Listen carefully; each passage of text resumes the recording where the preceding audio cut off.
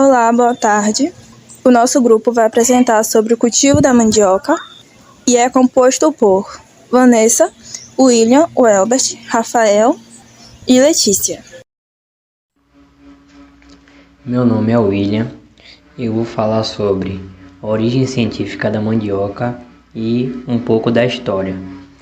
A mandioca também é conhecida em algumas regiões do Brasil como macaxeira, aipim, castelinha e mancamba. É uma planta duradoura, arbustiva e pertencente à família das eufobíceas. A planta já cultivada pelos índios antes mesmo da chegada dos portugueses ao Brasil. A mandioca tem origem brasileira e espalhou-se pelo mundo a partir de Portugal e suas colônias, principalmente as africanas. E justamente nesse mesmo período, no período do descobrimento, quando Portugal chegou ao Brasil, foi citada a primeira referência à raiz da mandioca, que foi na carta de Pero Vaz de Caminha, encaminhada a Portugal, quando ele falava que aqui no Brasil os índios não lavravam nem possuíam criações de animais como vaca, bois, cabras e outros. Só viviam de um inhame que da terra brotava. Inclusive, o nome da mandioca vem do tupi-guarani, mani-oca, ou casa de mani. Isso por conta de uma lenda da cultura indígena que falava que a raiz surgiu a partir de uma indiazinha que faleceu e seu corpo foi enterrado dentro de uma oca, e do seu túmulo surgiram as raízes da mandioca. Então o nome é em homenagem a Mani, a pequena índia. Meu nome é Letícia e eu vim falar da classificação botânica da mandioca. A mandioca é uma planta da família Euprobiaceae. Pertence ao gênero Manihorte e à espécie Manihorte esculenta. O gênero Manihorte apresenta 109 espécies, porém a espécie Manihorte esculenta é a única que tem cultivo com fins comerciais, o que ocorre em mais de 100 países tropicais e subtropicais. Meu nome é Rafael Mendes e eu vou estar falando sobre as características do clima e do solo para o plantio da mandioca.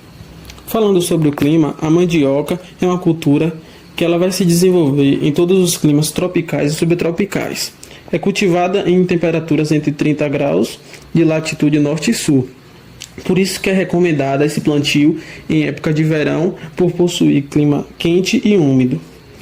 Também, falando sobre as características, essa cultura ela não é indicada para áreas de temperatura mais baixa de 15 graus, por afetar na sua produtividade. Falando sobre o solo, a cultura da mandioca ela vai necessitar de um solo arenoso, por ser um solo de fácil infiltração e essa cultura possuir plantas de raízes. Isso vai facilitar tanto na questão de cultivar, quanto no manejo da planta. Devemos descartar qualquer tipo de solo compacto e devemos falar também que a escolha do seu terreno, do seu solo, isso vai influenciar muito na sua produtividade. Devemos escolher um relevo plano e levemente inclinado, com declive entre 10%, e devemos descartar qualquer tipo de área que seja de fácil encharcamento. Meu nome é Albert Ricardo e eu vou falar sobre as variedades da mandioca. A mandioca é dividida em mandioca brava, que dá origem à farinha, tucupi, goma, entre outros, e mansa, que é conhecida como aipim ou macaxeira, que é usado para consumo in natura. Os agricultores têm conhecimento que essa divisão é feita em função do sabor amargo da mandioca brava, que contém maior quantidade do chamado veneno da mandioca, que é o ácido cianídrico, capaz de levar até a morte se consumido em altas doses. Acima de 100 mg de ácido cianídrico é mandioca brava e abaixo de 50 mg é mandioca mansa. Para descobrir se é mandioca mansa ou mandioca brava, há agricultores que associam a coloração roxa ou rosa da entrecáscara para identificar a mandioca mansa. Só que essa identificação é falha, pois pesquisa da Embrapa já comprovou que há variedade de mandioca brava que também apresenta entrecasca roxa ou rosa, como a variedade de mandioca mansa que apresenta entrecasca amarela. Também tem variedades como a BRS Ponte Branca, a BRS Verdinha, a japonesa, o Aipim Manteiga e a BRS Formosa, que é recomendada nas microrregiões de Valença, Santo Antônio de Jesus, Jequié e sudoeste da Bahia, além de outras diversas variedades encontradas no site da Embrapa. De acordo com a Embrapa, a principal via de propagação da mandioca é a sexuada. Se dá por meio de manivas, que devem ter 20 centímetros e pelo menos 5 a 7 gemas. Me chamo Vanessa e eu falei sobre colheita, tratos culturais, a escolha da área. Os tratos culturais são práticas que proporcionam melhores condições para o crescimento, ou seja, que o desenvolvimento da planta também requer todo aquele cuidado com o solo, em ver se o solo necessita de algum nutriente para que a gente possa suprir a necessidade que a planta venha a crescer. Através dos tratos culturais que observamos a escolha da área, que é uma característica importante da mandioca, e a sua grande capacidade de adaptação a solos mais soltos. Ou seja, para o plantio da mandioca é necessário um solo um pouco mais arenoso, porque costuma ser um solo mais solto. Ou seja, por conta disso, se deve dar preferência a solos mais arenosos, pois além de permitir o engrossamento das raízes, iria facilitar bastante na colheita. Observamos que tem que ter todo esse cuidado na hora do plantio, principalmente quando a gente for analisar o solo. Temos que ver toda aquela área que será plantada, ver o que está necessitando, poder capinar para não crescer alguns matos, algumas plantas espontâneas que possam acabar interferindo no crescimento e no desenvolvimento da raiz. E com isso vamos falar da colheita, que ela pode ser feita de forma manual, quanto a gente pode apenas com a mão e tirando os lados, ou podemos usar o auxílio de alguns materiais, como enxada, cesta de palha, para poder armazenar o produto, algumas facas de corte de raízes superficiais, que é algo que vai facilitar bastante na hora da colheita. É necessário e recomendado que seja retirado ao redor da raiz para facilitar o manuseio e impedir que ela quebre, pois a gente puxando pode ocorrer o fato de que ela quebre, fique difícil de conseguir retirar a outra metade por completo. E em relação à nossa prática, podemos ter um aprendizado de todo o preparamento da área, que é onde que vimos os tratos culturais, que ou seja, capinamos, colocamos lá o que o solo estava necessitando para o nosso plantio. E através da escolha da área, podemos observar que pode ser plantada de várias formas, tanto na forma horizontal quanto de forma inclinada. Entre ambas, há vantagens e desvantagens. Uma dessas vantagens do horizontal é em relação ao manuseio da colheita, quando for colher, por ter facilidade. Desvantagem seria grandes chuvas que pudessem formar alguns enchentes, e o solo inclinado, como desvantagem, seria a forma do manuseio, e seria mais, assim, difícil para colher. Uma vantagem seria em relação a enchentes, como eu acabei de falar, que caso ocorra, iria passar por cima, e uma desvantagem seria na hora da colheita, porque tem uma certa dificuldade para aquele manuseio. A poda também é recomendada quando há necessidade de manivas para novos plantios. No caso de infestação de pragas ou doença também, quando necessária, ela deve ser feita no período chuvoso. A altura de 10 a 15 centímetros da superfície do solo e uma planta com 10 a 12 anos. Meu nome é Letícia. O plantio. A propagação da mandioca se dá por meio de manivas, que devem ter entre 15 a 20 centímetros de comprimento, com pelo menos 5 a 7 gemas.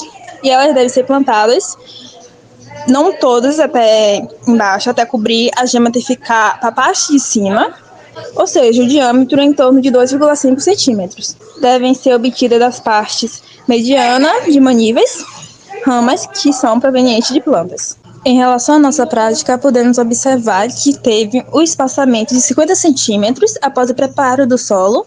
Fizemos pequenos buracos, não tão fundos, porém também não tão rasos, que foi aonde plantamos a maniva.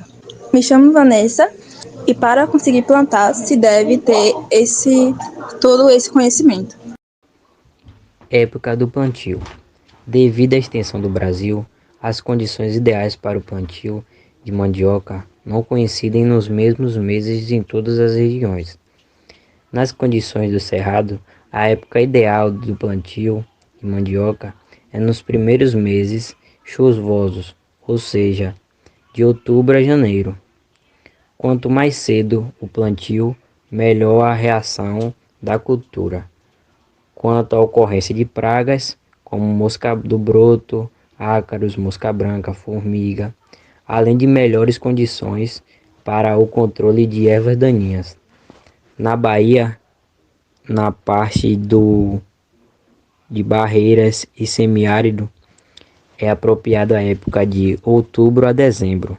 E na Bahia, na parte do recôncavo, é apropriado de abril a julho.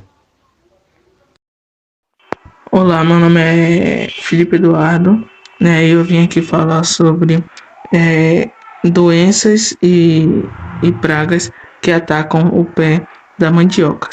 Tem uma das pragas mais constantes são as mandavouras, que são lagartas que vivem de 12 a 15 dias e se alimentam das folhas.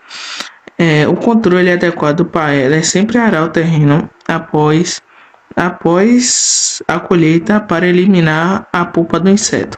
Também tem os ácaros, em que são formados por um longo período de seca, e um jeito bem prático de controlar essa doença é escolher as manivas mais sadias que tiver para o plantio.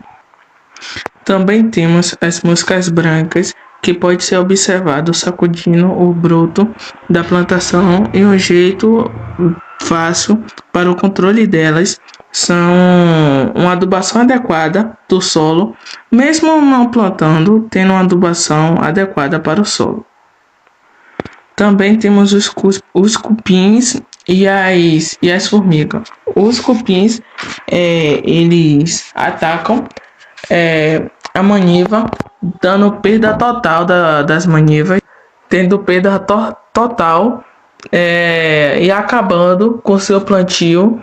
E as formigas, que elas podem facilmente, em 2-3 noites, acabar com a folhagem de sua planta, e um jeito adequado de eliminar essas duas pragas são assim que vendo, tentando controlar a praga, no caso da formiga e do cupim, não deixar resto de culturas no local que eles podem acabar se alimentando.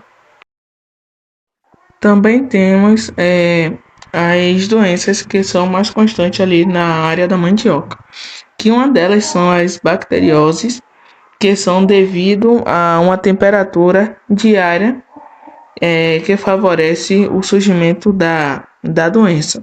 Temos o superalongamento, que além de dificultar na colheita e no desenvolvimento da planta, temos a podridão radicular, que acaba deixando a raiz podre, que pode também ser um caso que os cupim pode deixar ela podre.